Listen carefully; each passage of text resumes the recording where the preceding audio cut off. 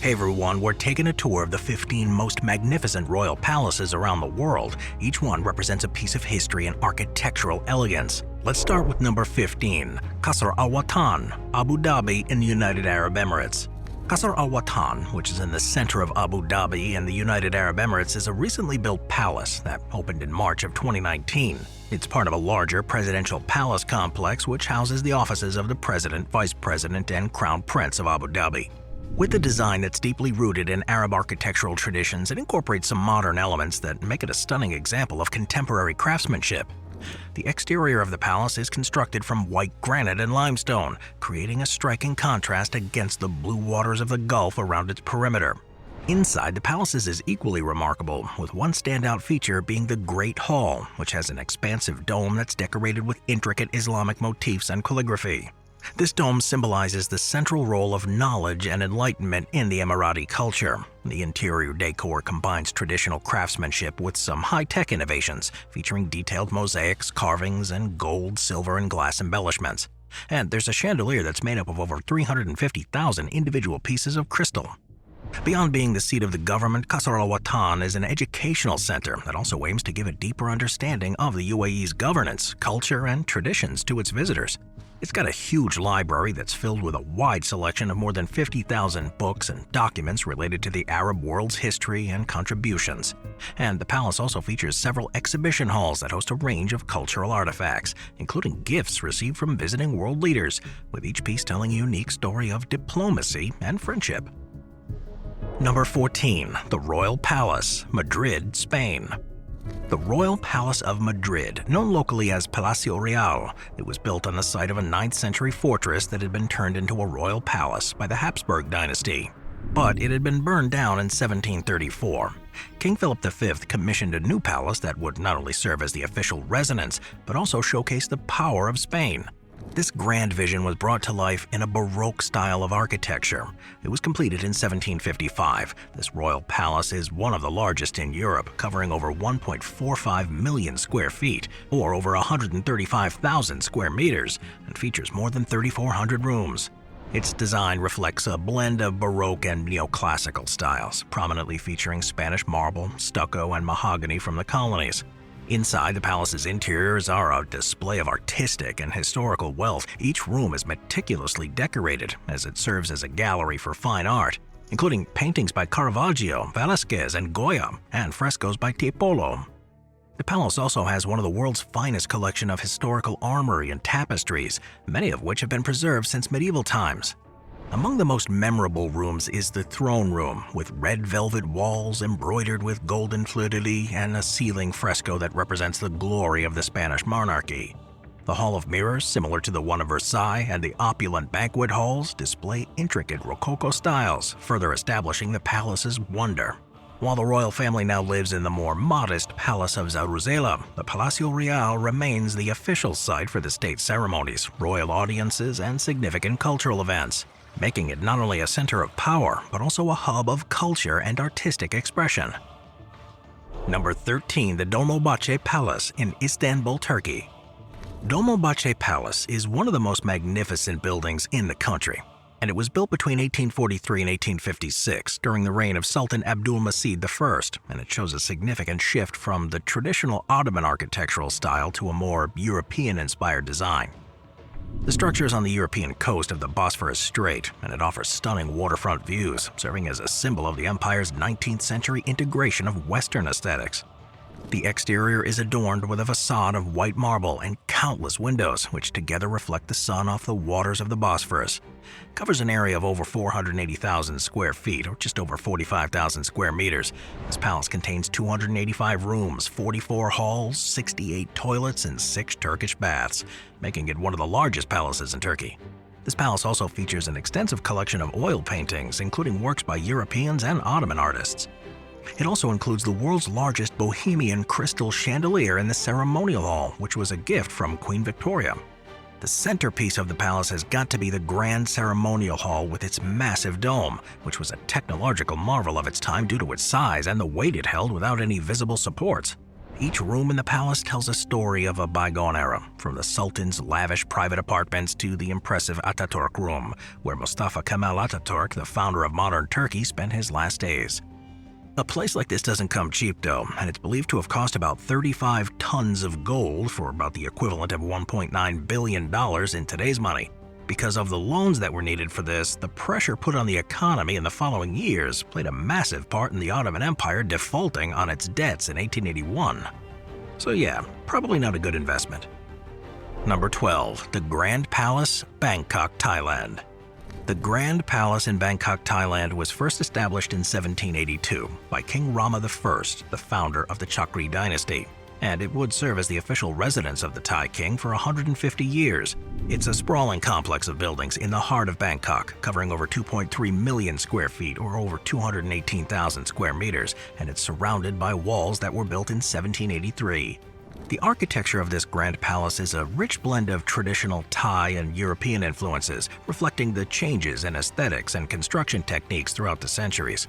Its complex includes several halls, pavilions set around open lawns, gardens, and courtyards, and its layout is similar to that of the palaces of Ayutthaya, the glorious former capital of the kingdom that was destroyed by the Burmese in the 18th century. One of the most famous buildings within this palace is the Wat Phra Kaew, or the Temple of the Emerald Buddha, which is regarded as the most sacred Buddhist temple, or Wat, in Thailand. The Emerald Buddha, which is a dark green statue standing about 26 inches tall or about 66 centimeters, is an important religious symbol of Thai society. It's carved from a single block of jade, and it dates back to the 15th century, though the myths surrounding it are much older. Despite the royal family moving their official residence to the Dusit Palace in the early 20th century, the Grand Palace continues to be used for a variety of official events.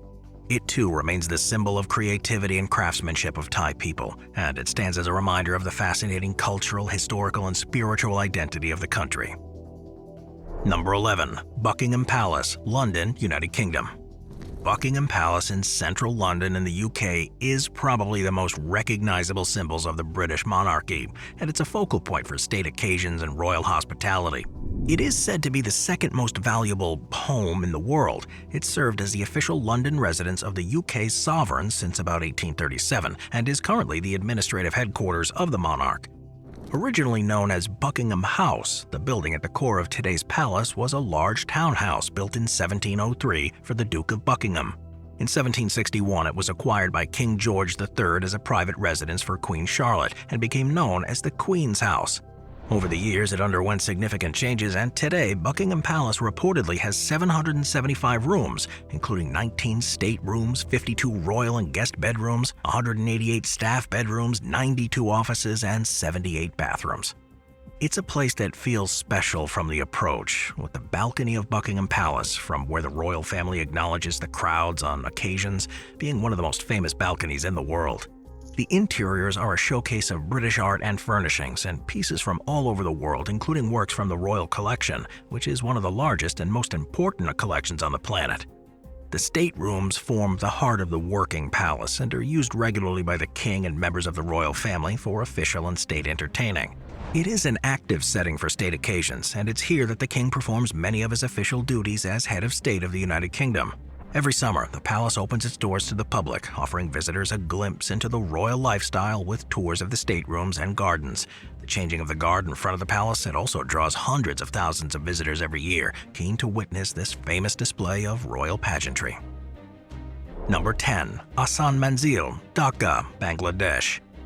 Ahsan Manzil, which can be seen on the banks of the Buranganga River in Dhaka, Bangladesh, was originally the official residence, palace, and seat of the Dhaka Nawab family, but now it's been preserved as a national museum. Constructed in 1872 by Nawab Abdul Ghani, the richest landowner of Dhaka, Ahsan Manzil is named after his son, Khawaja Ahsanullah. The architecture here is a stunning example of the Indo-Saracenic revival architecture. Now that's a style that blends Mughal architecture elements with British Raj trends, and it was designed by a local engineer named Gobinda Chandra Roy and incorporates a distinctive dome. The palace complex was, however, severely damaged by a tornado in 1888. It was rebuilt and restored to its former glory. Again, in 1985, after decades of neglect following the departure of the Nawab family at the partition of 1947, the government of Bangladesh undertook its restoration. Spanning 2 floors, it's divided into 2 parts. The eastern side contains the Rang Mahal, or the residential part of the palace, and the western side houses the Darbar Hall, a place for holding official and ceremonial gatherings. The Darbar Hall, with its high ceiling, is particularly famous for its unusual octagonal dome. Today, the museum inside offers visitors a glimpse into the lifestyles of the Nawabs of Dhaka. This museum exhibits photographs, furniture, utensils, and clothing, which provide insights into the history of the region. Inside, you'll find intricate floral patterns, beautifully carved wooden stairs, and the fusion of colored glass, all of which reflect the artistic and cultural trends of the time. The grounds of this palace are just as impressive. It features a well-maintained garden that offers a retreat from the bustling city life, and the location of the palace along the river also highlights the historical importance of river trade to the economy of Dhaka during the 19th century. Number 9. Summer Palace, Beijing, China. When you think of palaces in Beijing, you may immediately summon images of the Forbidden Palace, but in many ways there's plenty of other that are even more impressive. One of these is the Summer Palace, which was established during the Jin Dynasty in the 12th century and subsequently extensively renovated and expanded during the Qing Dynasty by Emperor Qianlong. It now stands as a magnificent example of an artistic approach to garden landscaping and the harmonious existence of nature and architecture. It covers an area of approximately 1.1 square miles. Now, the main feature of the Summer Palace are Longevity Hill and the expansive Kunming Lake. Originally, it was a garden, and it was designed to achieve harmony with nature, creating a tranquil retreat. The design incorporates elements that are integral to traditional Chinese philosophy and style, and it's a perfect recreation of natural landscapes. The most iconic feature inside this palace is the Long Corridor. At almost 2,300 feet or 700 meters in length, it's decorated with more than 14,000 paintings that depict scenes from classical literature, Chinese mythology, landscapes, and episodes from the country's history. The complex is also known for its elaborate architectural structures. The Marble Boat, a pavilion built during the reign of Empress Dowager Cixi in the late 19th century, is a symbol of stability and solidity. Another impressive structure is the Tower of Buddhist Incense, which sits on top of Longevity Hill and offers panoramic views of the surrounding gardens. Throughout the grounds, the Summer Palace has numerous smaller pavilions, halls, palaces, temples, and bridges, each uniquely designed and decorated, and contributing to the overall aesthetic and cultural richness of the site. It's unsurprising then that in 1998 it was designated as a UNESCO World Heritage Site, and it remains one of the most important cultural treasures in China. Today, it's a public park where visitors can explore its paths, pavilions, and halls and enjoy the same sense of tranquility and beauty that royalty once did. Number 8. Drottningholm Palace, Leuven, Sweden. Drottningholm Palace, which is on the island of Leuven near Stockholm, Sweden, has been the private residence of the Swedish royal family since the late 20th century. Built in the late 16th century but largely reconstructed in the late 17th century, Drottningholm is a wonderfully preserved example of the architectural and garden styles typical of European Baroque periods. The palace was originally built for Queen Hedvig Eleonora, who was a great patron of the arts and commissioned the palace's construction as a symbol of her status and influence. The design is to reflect the ambition to demonstrate power and taste with a level of the most sophisticated courts of Europe. The interior is well known for its stucco work and luxurious tapestries. One of the most spectacular features here, though, is the theater. The Drottningholm Palace Theater, built in the 18th century, is one of the few of its era to retain its original stage machinery, scenery, and decor. It's still used for performances today, providing audiences with a unique glimpse into historical operatic productions. The palace complex also includes a Chinese pavilion, which is a great example of the European interpretation of Chinese architecture during the 18th century. Taking inspirations from China was fashionable among European royalty at the time, and the pavilion, with interiors decorated with East Asian and European lacquer work and porcelain, are surrounded by lush gardens, one of the best examples you can see. The gardens of Drottningholm are just as impressive as the palace. They feature meticulously sculpted hedges, ornate statues, and water features, and it's like being transported into a different world. In 1991, it was designated as a UNESCO World Heritage Site, and it's recognized for its well-preserved architecture and direct association with the history of the Swedish royal family. It stands as a cultural landmark and a kind of living museum of the historical currents that have shaped Sweden over the centuries. Moving on to number 7, Prince's Palace of Monaco. Monaco may well be one of the smallest areas in the world, but it sure makes up for that with its opulence. The Prince's Palace of Monaco is set prominently on a rocky cliff overlooking the waters of the Mediterranean, and it's been the primary residence of the Grimaldi family for over 7 centuries, both being a private home and a seat of Monaco's royal power. It was originally constructed in 1191 as a Genoese fortress. This palace has undergone numerous renovations and expansions throughout its history, reflecting changes in architectural styles and tastes of its occupants. Inside, it's a treasure trove of art and history, with rooms that are decorated with frescoes, intricate tapestries, and exquisite furnishings. One of the more interesting parts of the palace is the Hercule Gallery, which features frescoes painted in the early 16th century by the Genoese artist Orazio de Ferrari. This gallery highlights the Italian influence on Monegasque culture, showcasing scenes from mythology and the renaissance of love of classical antiquity. The exterior of the palace is just as grand. The stately entryway, laid out with a double staircase, leads to the state apartments and provides a setting for official ceremonies and events. The changing of the guard ceremony, performed daily, is a colorful tradition that's changed very little over the centuries, but it continues to amaze visitors. Surrounding the palace are terraced gardens that offer views of the port and Monte Carlo, and these gardens are meticulously maintained, featuring a variety of Mediterranean species that add to the scenic beauty of these grounds. Number 6. Hawa Mahal, Jaipur, India. Hawa Mahal, which is also known as the Palace of Winds, is a stunning place in Jaipur, India. It was built in 1799 by Maharaja Sawai Pratap Singh. It's most famous for its unique exterior, which resembles a honeycomb hive that rises above the urban landscape. The palace forms part of the city palace complex in the form of the crown of Krishna, the Hindu god. Hawa Mahal is 5 stories tall, and it's constructed from red and pink sandstone, in line with Jaipur's characteristic blush-colored architectural theme. It features a series of 953 windows, or jharokas, which are beautifully decorated with intricate latticework. This level of detail wasn't just for an aesthetic appeal, but it did serve a practical purpose, as it allowed the royal ladies who adhere to a strict face-covering tradition to observe everyday life and festivals celebrated. The structure is also very clever in the way that the engineering allowed it to function as a natural cooler. The facade, with its many windows and screened balconies, created a ventilation system that draws cool air inside, making the palace a bit of a refuge from the intense heat.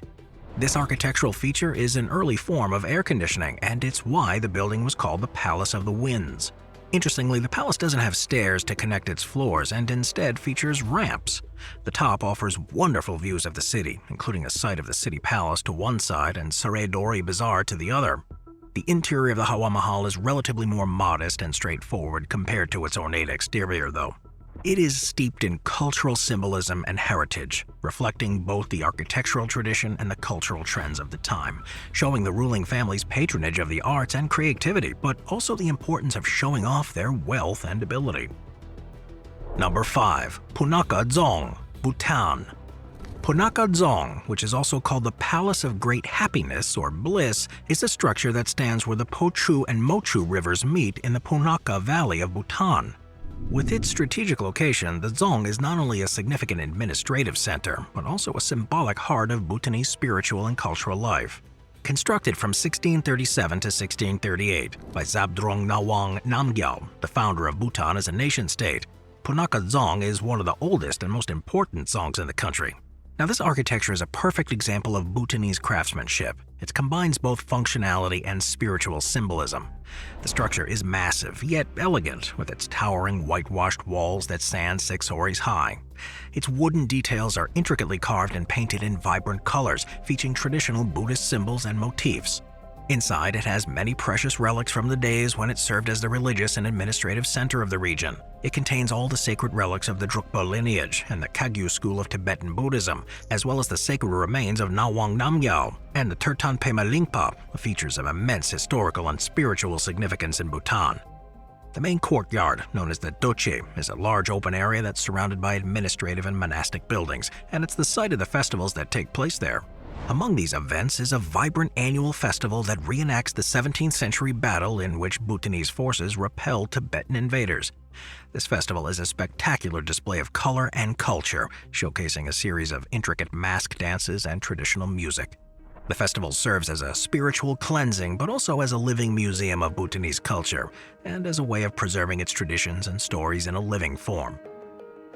Number 4. Palacio Nacional de Peña, Portugal. The Palacio de Nacional de Peña, or Peña National Palace, is one of the more unusual-looking palaces in the world. It stands on top of the Sintra Mountains in Portugal, with its vibrant exterior and elaborate decorations. It is a major expression of 19th century Romanticism and one of Portugal's most visited monuments. It was constructed in the 1840s under the guidance of King Ferdinand II, who wanted to transform the ruins of a former monastery into a summer residence for the Portuguese royal family. The result was a whimsical fusion of Gothic, Egyptian, Moorish, and Renaissance influences, wrapped in vividly painted terraces, ornate windows, and mythical statues, making it truly a one-of-a-kind place. The exterior is split into two wings, the older section of the monastery and the newer addition completed by King Ferdinand. These parts are distinctly marked by their architectural styles. The restored monastery, with its cloisters, chapels, and clock tower, retains the essence of the original 16th century structure, incorporating Moorish motifs. The newer section, however, reflects the king's more extravagant vision with its vivid colors, ornate stone carvings, and towers that seem to reach for the skies. The interior continues with the theme, with each room an echo of royal tastes and artistic influences. The Arab room, with its intricate stucco work, reflects Islamic art, while the bedrooms, used by the royal family, feature ornate furniture and decorative art from the 19th century. The palace also features a series of colored glazed tiles that date back to the 15th and 16th centuries, and they showcased one of the most traditional components of Portuguese architecture and craft. Surrounding the palace are the Peña Park Gardens, which is a huge forested area covering about 500 acres. With hidden paths, mystical ornaments, and surprising views, the park complements the palace's architectural fantasy. It includes a variety of trees from all over the world that's been collected by King Ferdinand and are now carefully cared for. Number 3. The Winter Palace in St. Petersburg, Russia. The Winter Palaceburg in Russia, on the banks of the Neva River, had served as the official residence of the Russian monarchs from 1732 to 1917. It now forms part of the complex of buildings that houses the Hermitage Museum, which is one of the world's oldest and largest museums of art and culture. The Winter Palace was constructed in a flamboyant Baroque style between 1754 and 1762, during the reign of Empress Elizabeth, the daughter of Peter the Great. The palace's green and white exterior extends for 700 feet or 215 meters and is simply enormous. The building stands 4 stories high and contains over 1,500 rooms, over 1,700 doors, and over 1,900 windows. Inside, the palace's many staterooms are brought to life with ornate decorations, including gold leaf, frescoed ceilings, and elaborate parquet floors. Among the most famous rooms is the Great Nicholas Hall, often used for balls and concerts, and the Malachite Room, which is known for its extensive use of the green semi-precious stone. Throughout its history, it wasn't only a luxurious residence, but also a cultural and political center. It was here that events unfolded, including the Bloody Sunday Massacre in 1905, which marked the beginning of the revolution that led to the fall of Tsardom. The palace itself was stormed in 1917 during the October Revolution, a pivotal event in Russian history, leading to the establishment of the Soviet state. In the post-revolutionary period, the Winter Palace was transformed into the museum and officially opened to the public in 1922. And today this museum holds an extensive collection of art, including works by Leonardo da Vinci, Michelangelo, Raphael, and Rembrandt, as well as an impressive selection of Western European sculptures and paintings. Number 2. Imperial Palace in Tokyo, Japan.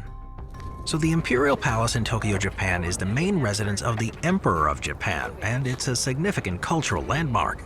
In a city that's otherwise an enormous concrete jungle of skyscrapers, this palace is surrounded by maintained parks, moats, and massive stone walls, and is a perfect example of traditional Japanese architecture. Originally the site of Edo Castle, the residence of the Tokugawa shoguns who ruled Japan from 1603 to 1867, the area was transformed into the Imperial Palace after the Meiji Restoration, when Emperor Meiji moved the imperial capital from Kyoto to Tokyo in 1868. The current palace buildings, though, were mostly constructed in the 1960s, as the earlier structures were destroyed during the Second World War. The complex is large for one that's in a capital city, covering an area of approximately half a square mile, or just over a square kilometer. It includes several main buildings, such as the Kyuden, or Imperial Residence, which is used for official events and receptions, and the private residence where the imperial family lives. With architecture that's a blend of modern functionality and traditional design, the main palace buildings, constructed with modern materials, are designed in a style that pays homage to traditional Japanese principles, such as simplicity and harmony with nature. One of the most famous features of the imperial palace is the Nijubashi, which are the two bridges that form an entrance to the inner palace grounds. The stone bridge in front and the iron bridge behind create a view that's an image that's often used as a symbol of the palace and of Japanese monarchy. The surrounding gardens, particularly the East Garden, are part of the original Edo Castle grounds, and they're open to the public, showcasing classic Japanese garden design with large ponds, bushes, and seasonal flowers that bloom throughout the year. Although the inner grounds of the palace aren't open to the public except for 2 days of the year, tourists can visit the East Gardens and view the exterior of the palace buildings. The limited access adds to the mystique of the place, making these viewing opportunities highly anticipated by both Japanese citizens and international visitors. Number 1. The Palace of Versailles, France. The French royal family will, of course, go down in history as being one of the most opulent of all. And while the country no longer has a monarch, their historical influence can still be seen throughout. Of all the structures that remain, it's the Palace of Versailles that is undoubtedly the most impressive, and perhaps it's no surprise that it's one of the most visited tourist sites on the planet. Located just outside Paris in Versailles, it was originally a modest hunting lodge built by Louis XIII. It was, though, transformed into a palace by his son Louis XIV, who moved the French court and the government there in 1682. The palace became the center of political power in France until the royal family was forced to return to Paris during the French Revolution in 1789. The architecture and design of Versailles represent the pinnacle of French Baroque art and influenced royal residences throughout Europe. Its expansive layout includes the Hall of Mirrors, the Royal Chapel, and the Opera, and each of these spaces was meticulously planned and decorated to showcase the glory and power of the Sun King Louis XIV. The Hall of Mirrors, with its 357 mirrors opposite 17 windows overlooking the gardens, is typical of the grandeur of Versailles. Speaking of the gardens of Versailles cover almost 2,000 acres, and they're a prime example of the French formal garden style. These designed gardens feature symmetrical patterns, manicured lawns, statues, fountains, and canals, which mirror the authority and control exerted by the king. Now, beyond its stunning architecture and the gardens, Versailles became a stage for elaborate ceremonies, parties, and affairs of state, each orchestrated by Louis XIV as a means of maintaining authority and impressing visitors. The daily rituals, such as the king's morning greeting and his evening retirement, were attended by courtiers and kept the king at the center of day-to-day life. Versailles is clearly a magnificent place, and one that became a symbol of the French royalty, which perhaps partly led to the revolution. Still, its influence has endured, even being the site of where the Treaty of Versailles, which ended World War I, was signed in the Hall of Mirrors, further cementing its place in global history. Thanks for watching, everyone. I'll see you next time. Thank you to our channel members.